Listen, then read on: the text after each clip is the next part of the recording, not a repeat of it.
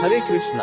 आप सभी का स्वागत है हमारे YouTube चैनल पर। आप सभी का दिन शुभ और मंगलमय हो। भगवान शिव जी और माता पार्वती की कृपा आप सभी पर सदैव बनी रहे। आज हम लोग पद्म पुराण के खंड 1 अध्याय 7 और 8 का वृतांत को सुनेंगे। देवता, दानव, गंधर्व, नाग और राक्षसों की उत्पत्ति का वर्णन और मरुद्गणों की उत्पत्ति, भिन्न भिन्न समुदाय के राजाओं तथा 14 मनवंतरों का वर्णन।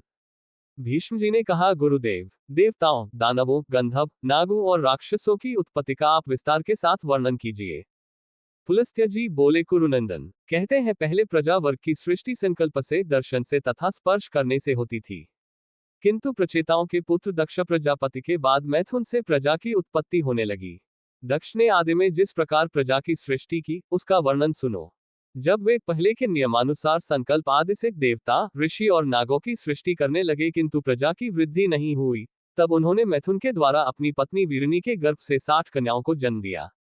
उनमें से उन्होंने 10 धर्म को, 13 कश्यप को, 27 चंद्रमा को, 4 अरिष्टनेमि को, 2 भृगुपुत्र को, 2 बुद्धिमान कृशाश्व को तथा 2 महर्षि अंगिरा को ब्याह दी।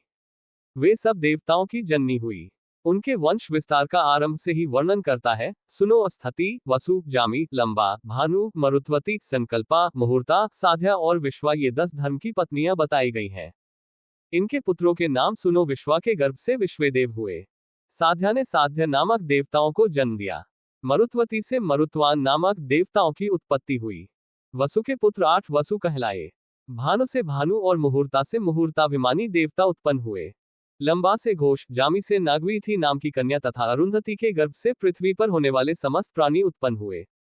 संकल्प से संकल्पों का जन्म हुआ। अब वसु की सृष्टि का वर्णन सुनो। जो देवगण अत्यंत प्रकाशमान और संपूर्ण दिशाओं में व्यापक हैं, वे वसु कहलाते हैं। उनके नाम सुनो। आप, ध्रुव, सोम, धर, अनिल, आनल, प्रत्युष और प्रभास, ये 8 वसु हैं। आपके 4 पुत्र हैं, शांत, वैतन, सांब और मुनिव। ये सब यज्ञरक्षा के अधिकारी हैं। ध्रुव के पुत्र काल और सोम के पुत्र वर्चा हुए। धर के 2 पुत्र हुए, द्रविण और हव्यवाह। अनिल के पुत्र प्राण, रमन और अशिशिर थे। अन के कई पुत्र हुए, जो प्रायः अग्नि के समान गुण वाले थे। अग्निपुत्र कुमार का जन्म सरकंडों में हुआ। उनके शाख, उपशाख और नैगमेय, ये 3 पुत्र हुए। कृत्तिकाओं की संतान होने के कारण कुमार को कार्तिकेय भी कहते हैं। प्रत्युष के पुत्र देवल नाम के मुनि हुए। प्रभास से प्रजापति विश्वकर्मा का जन्म हुआ, जो शिल्पकला के ज्ञाता है। वे महल, घर, उद्यान, प्रतिमा, आभूषण, तालाब, उपवन और कूप आदि का निर्माण करने वाले हैं। देवताओं के कारीगर वे ही हैं।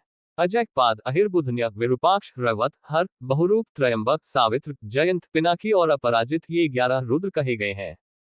ये गण के स्वामी हैं। इनके मानस संकल्प से उत्पन्न 84 करोड़ पुत्र हैं, जो रुद्रगण कहलाते हैं। वे श्रेष्ठ त्रिशूल धारण किए रहते हैं।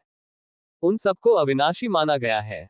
जो गणेश्वर संपूर्ण दिशाओं में रहकर सबकी रक्षा करते हैं, वे सब सुरभि के गर्भ से उत्पन्न उन्हों के पुत्र पौत्रादि हैं। अब मैं कश्यप जी की स्त्रियों से उत्पन्न पुत्र पौत्रों का वर्णन करूंगा। अदिति, दिति, धनु, अरिष्टा, सुरसा, सुरभि, विंता, ताम्रा, क्रोधवशा, एरा, कद्रु, खसा और मुनि, ये कश्यप जी की पत्नियों के नाम हैं। इनके पुत्रों का वर्णन सुनो। चाक्षुष मनवंतर में जो तुषित नाम से प्रसिद्ध देवता थे, वे ही वैवस्वत मनवंतर में 12 आदित्य हुए। उनके नाम हैं इंद्र, धाता, भग, त्वष्टा, मित्र, वरुण, अर्यमा, विवस्वान, सविता, पूषा, अंशुमान और विष्णु। ये सहस्रों किरणों से सुशोभित 12 आदित्य माने गए हैं। इन श्रेष्ठ पुत्रों को देवी अदिति ने मरीचिनंदन कश्यप के अंश से उत्पन्न किया था। कृशाश्व नामक ऋषि से जो पुत्र हुए, उन्हें देव प्रहरण कहते हैं। ये देवगण प्रत्येक मनवंतर और प्रत्येक कल्प में उत्पन्न एवं विलीन होते रहते हैं। भीष्म, हमारे सुनने में आया है कि दिति ने कश्यप जी से 2 पुत्र प्राप्त किए, जिनके नाम थे हिरण्यकशिपु और हिरण्याक्ष। हिरण्यकशिपु से 4 पुत्र उत्पन्न हुए, प्रहलाद, अनुहाद, संहाद और हाद। प्रहलाद के 4 पुत्र हुए, आयुष्मान, शिवी, वाशकली और चौथा विरोचन। विरोचन को बलि नामक पुत्र की प्राप्ति हुई। बलि के 100 पुत्र हुए। उनमें बाण जेठा था। गुणों में भी वह सबसे बड़ा चढ़ा था। बाण के 1000 बाहें थी तथा वह सब प्रकार के अस्त्र चलाने की कला में भी पूरा प्रवीण था। त्रिशूलधारी भगवान शंकर उसकी तपस्या से संतुष्ट होकर उसके नगर में निवास करते थे। बाणासुर को महाकाल की पदवी तथा साक्षात पिनाकपाणी भगवान शिव की समानता प्राप्त हुई, वह महादेव जी का सहचर हुआ। हिरण्याक्ष के ओलूक, शकुनी, भूतसंतापन और महाभीम, ये 4 पुत्र थे। इनसे 27 करोड़ पुत्र पौत्रों का विस्तार हुआ। वे सभी महाबली, अनेक रूपधारी तथा अत्यंत तेजस्वी थे। धनु ने कश्यप जी से 100 पुत्र प्राप्त किए। वे सभी वरदान पाकर उन्मत्त थे। उनमें सबसे ज्येष्ठ और अधिक बलवान विप्रचित्ति था। धनु के शेष पुत्रों के नाम स्वरभानु और वृषवा आदि थे। स्वरभानु से सुप्रभा और पुलोमा नामक दानव से शची नाम की कन्या हुई। मप के 3 कन्याएं हुई, उपदानवी मंदोदरी और कुहू। वृषवा के 2 कन्याएं थी, सुंदरी शर्मिष्ठा और चंद्रा। वैश्वानर के भी 2 पुत्रियां थी, पुलोमा और कालका। ये दोनों ही बड़ी शक्तिशालिनी तथा अधिक संतानों की जननी हुई। इन दोनों से 60,000 दानवों की उत्पत्ति हुई। पुलोमा के पुत्र पौलोम और कालका के कालखंज या कालकेय कहलाए। ब्रह्माची से वरदान पाकर ये मनुष्यों के लिए अवध्य हो गए थे और हिरण्यपुर में निवास करते थे, फिर भी ये अर्जुन के हाथ से मारे गए। विप्रचित्ति ने सिंहिका के गर्भ से एक भयंकर पुत्र को जन्म दिया, जो सहिकेय राहु के नाम से प्रसिद्ध था। हिरण्यकशिपु को बहिन कुल 13 पुत्र, जिनके नाम ये हैं: कंस, शंख, नल, वातापी, इलवल, नमुची, खसरम, अंजन, नरक, कालनाभ, परमाणु, कल्पवीर्य तथा धनुवंश विवर्धन। संहात दैत्य के वंश में निवात कवच का जन्म हुआ। वे गंधर्व, नाग, राक्षस एवं संपूर्ण प्राणियों के लिए अवध्य थे, परंतु वरवर अर्जुन संग्राम भूमि में उन्हें भी बलपूर्वक मार डाला। ताम्रा ने कश्यप जी के वीर्य से 6 कन्याओं को जन्म दिया, जिनके नाम है शुकी, स्पेनी भासी, सुश्री, कृदिका और शुचि। शुकी ने शुक और उल्लू नाम वाले पक्षियों को उत्पन्न किया। स्पेन बाजों को तथा भासी ने कुर नामक पक्षियों को जन्म दिया। गृध्री से गृध्र और सुगृधि से कबूतर उत्पन्न हुए तथा शुचि ने हंस, सारस, कारंड एवं प्लव नाम के पक्षियों को जन्म दिया। ये ताम्रा के वंश का वर्णन हुआ। अब विंता की संतानों का वर्णन सुनो। पक्षियों में श्रेष्ठ गरुड़ और अरुण विंता के पुत्र हैं तथा उनके एक सौदामिनी नाम की कन्या भी है, जो वह आकार में चमकती दिखाई देती है। अरुण के 2 पुत्र हुए, संपाति और जटायु। संपाति के पुत्रों का नाम बभ्रू और शीघ्रग है। इनमें शीघ्रग विख्यात है। जटायु के भी 2 पुत्र हुए, कर्णिकार और शतगामी। वे दोनों ही प्रसिद्ध थे। इन पक्षियों के असंख्य पुत्र पौत्र हुए। सुरसा के गर्भ से 1000 सबकी उत्पत्ति हुई तथा उत्तम व्रत का पालन करने वाली कद्रू ने 1000 मस्तक वाले 1 सहस्र नागों को पुत्र के रूप में प्राप्त किया।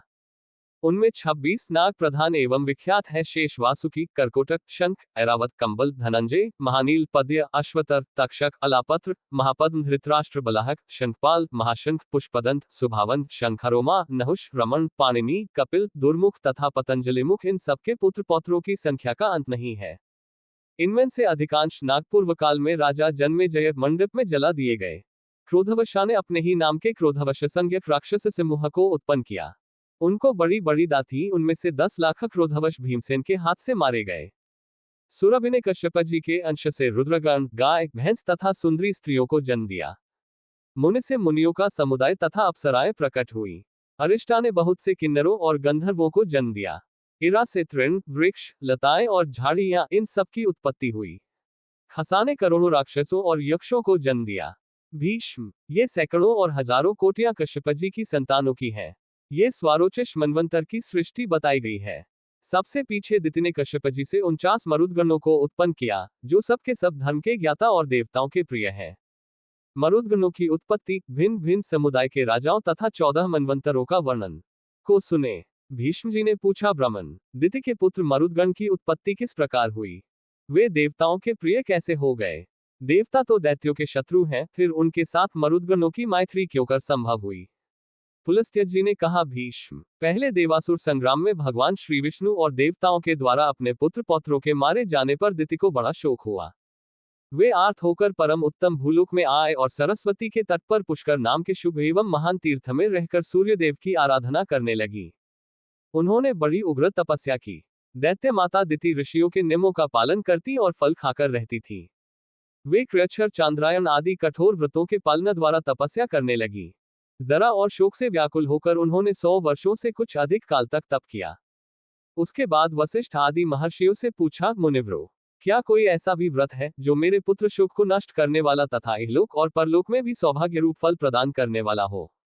यदि हो तो बताइए। वशिष्ठ आदि महर्षियों ने ज्येष्ठ की पूर्णिमा व्रत बताया तथा दिति ने भी उस व्रत का सांगोपांग वर्णन सुनकर उसका यथावत अनुष्ठान किया। उस व्रत के महात्म्य से प्रभावित होकर कश्यप जी बड़ी प्रसन्नता के साथ दिति के आश्रम पर आए। दिति का शरीर तपस्या से कठोर हो गया था, किंतु कश्यप जी ने उन्हें पुनः रूप और लावण्य से युक्त कर दिया और उनसे वर मांगने का अनुरोध किया। तब दिति ने वर मांगते हुए कहा, भगवान, मैं इंद्र का वध करने के लिए एक ऐसे पुत्र की याचना करती हूँ जो समृद्धिशाली, अत्यंत तेजस्वी तथा समस्त देवताओं का संहार करने वाला हो। कश्यप ने कहा, शुभे, मैं तुम्हें इंद्र का घातक एवं बलिष्ठ पुत्र प्रदान करूंगा। तत्पश्चात कश्यप ने दिति के उदर में गर्भ स्थापित किया और कहा, देवी, तुम्हें 100 वर्षों तक इसी तपोवन में रहकर इस गर्भ की रक्षा के लिए यत्न करना चाहिए। गर्भिणी को संध्या के समय भोजन नहीं करना चाहिए तथा वृक्ष की जड़ के पास न तो कभी जाना चाहिए और न ठहरना ही चाहिए। वह जल के भीतर न घुसे, सूने घर में न प्रवेश करे, बावी पर खड़ी न हो, कभी मन में उद्वेग न लाए, सूने घर में बैठकर नख अथवा राख से भूमि पर रेखा न खींचे, न तो सदा अलसाकर पड़ी रहे और न अधिक परिश्रम ही करे, भूसी, कोयले, राख, हड्डी और खपड़े पर न बैठे, लोगों से कलह करना छोड़ दे, अंगड़ाई न ले, बाल खोलकर खड़ी न हो और कभी भी अपवित्र न रहे, उत्तर की ओर अथवा नीचे सिर करके कभी न सोए, नंगी होकर, उद्वेग में पड़कर और बिना पैर धोए भी शयन करना मना है।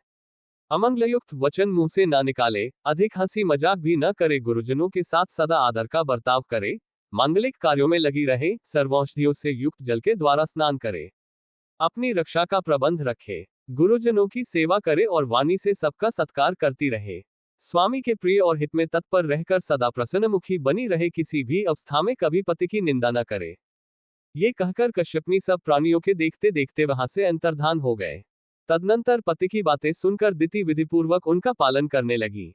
इससे इंद्र को बड़ा भय हुआ। ये देवलोक छोड़कर दिति के पास आए और उनकी सेवा की इच्छा से वहां रहने लगे।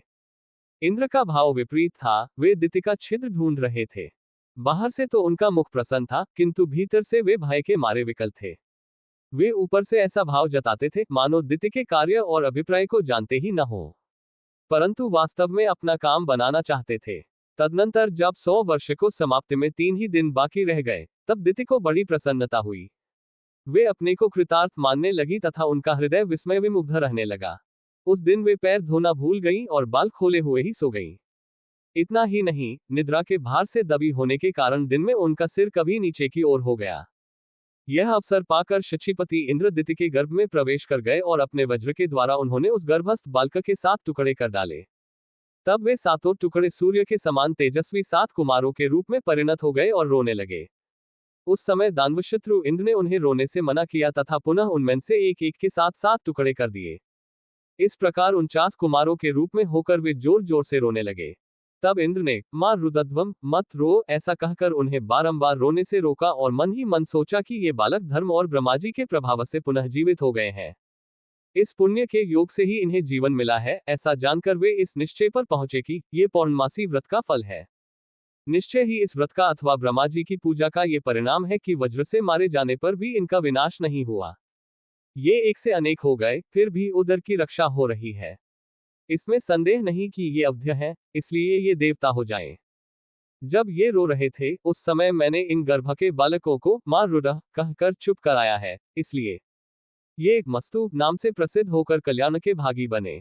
ऐसा विचार कर इंद्र ने दिति से कहा, मां, मेरा अपराध क्षमा करो, मैंने अर्थशास्त्र का सहारा लेकर ये दुष्कर्म किया है। इस प्रकार बारंबार कहकर उन्होंने दिति को प्रसन्न किया और मरुदगणों को देवताओं के समान बना दिया। तत्पश्चात देवराज ने पुत्र सहित दिति को विमान पर बिठाया और उनको साथ लेकर वे स्वर्ग को चले गए। मरुदगण यज्ञ भाग के अधिकारी हुए, उन्होंने असुरों से मेल नहीं किया, इसलिए वे देवताओं के प्रिय हुए। भीष्म जी ने कहा, ब्राह्मण, आपने आदिसर्ग और प्रतिसर्ग का विस्तार के साथ वर्णन किया, अब जिनके जो स्वामी हो उनका वर्णन कीजिए। पुलस्त्य जी बोले, राजन, जब पृथु इस पृथ्वी के संपूर्ण राज्य पर अभिषिक्त होकर सबके राजा हुए, उस समय ब्रह्मा जी ने चंद्रमा को अन्न, ब्राह्मण, व्रत और तपस्या का अधिपति बनाया। हिरण्यगर्भ को नक्षत्र, तारे, पक्षी, वृक्ष, झाड़ी और लता आदि का स्वामी बनाया। वरुण को जल का, कुबेर को धन का, विष्णु को आदित्यों का और अग्नि को वसुओं का अधिपति बनाया। दक्ष को प्रजापतियों का, इंद्र को देवताओं का, प्रहलाद को दैत्यों और दानवों का, यमराज को पितरों का, शूलपाणी भगवान शंकर को पिशाच, राक्षस, पशु, भूत, यक्ष और वेताल राजों का, हिमालय को पर्वतों का, समुद्र को नदियां का, चित्ररथ को गंधर्व विद्याधर और किन्नरों का, भयंकर पराक्रमी वासुकी को नाग का, तक्षक को सर्पों का, गजराज ऐरावत को दिनकर, गरुड़ को पक्षियों का, उच्च श्रवा को घोड़ों का, सिंह को मृगों का, सानर को गौओं का तथा लक्षपाकड़ को संपूर्ण वनस्पतियों का अधीश्वर बनाया। इस प्रकार पूर्व काल में ब्रह्मा जी ने इन सभी अधिपतियों को भिन्न भिन्न वर्ग के राजपद पर अभिषिक्त किया था। कौरव नंदन पहले स्वयंभू मनवंतर में याम्य नाम से प्रसिद्ध देवता थे। मरीचि आदि मुनि ही सप्तर्षि माने जाते थे। आग्नेत्र अग्निबाहु विभु सवन ज्योतिष युतिमान हव्य मेघा मेधा तिथि और अवसूये 10 स्वयंभू मनु के पुत्र हुए, जिन्होंने अपने वंश का विस्तार किया। ये प्रतिसर की सृष्टि करके परम पद को प्राप्त हुए। ये स्वयंभू मनवंतर का वर्णन हुआ। इसके बाद स्वारोचिष मनवंतर आया। स्वारोचिष मनु के 4 पुत्र हुए, जो देवताओं के समान तेजस्वी थे। उनके नाम हैं नभ, नभस्य, प्रसृति और भावन। इनमें से भावन अपनी कीर्ति का विस्तार करने वाला था। दत्तात्रेय, अत्रि, च्यवन, स्तंभ, प्राण, कश्यप तथा बृहस्पति ये 7 सप्तर्षि हुए। उस समय तुषित नाम के देवता थे। हवींद्र, सुकृत, मूर्ति, आप और ज्योतिर्थ ये वशिष्ठ के 5 पुत्र ही स्वारोचिष मनवंतर में प्रजापति थे। ये द्वितीय मनवंतर का वर्णन हुआ। इसके बाद औतम मनवंतर का वर्णन करूंगा। तीसरे मनु का नाम था औत्तमी। उन्होंने 10 पुत्र उत्पन्न किए, जिनके नाम हैं ईश, ऊर्ज, तनुज, शुचि, शुक्र, मधु, माधव, नभस्य, नभ तथा सह। इनमें सह सबसे छोटा था। ये सब के सब उदार और यशस्वी थे। उस समय भानुसंज्ञक देवता और ऊर्ज नाम के सप्तर्षि थे। कौकिभिंडी, कुतुंड, दालभिया, शंख, प्रवाहित, मित और सम्मित ये 7 योगवर्धन ऋषि थे। चौथा मनवंतर ताम्स के नाम से प्रसिद्ध है। उसमें कवि, पृथु, अग्नि, अकपि, कपि, जन्य तथा धामा ये 7 मुनि ही सप्तर्षि थे।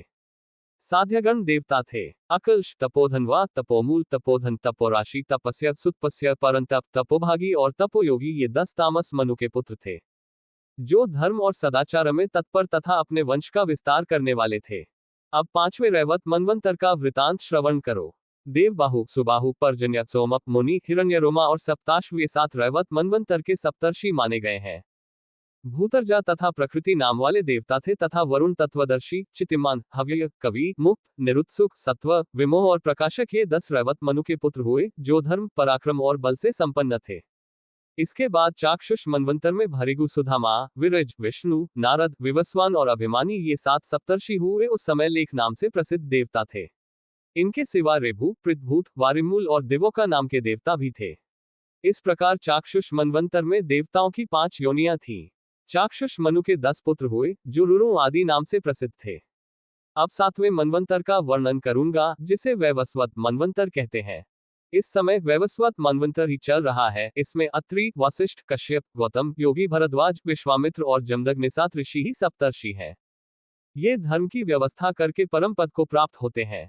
अब भविष्य में होने वाले सावर्ण्य मनवंतर का वर्णन किया जाता है।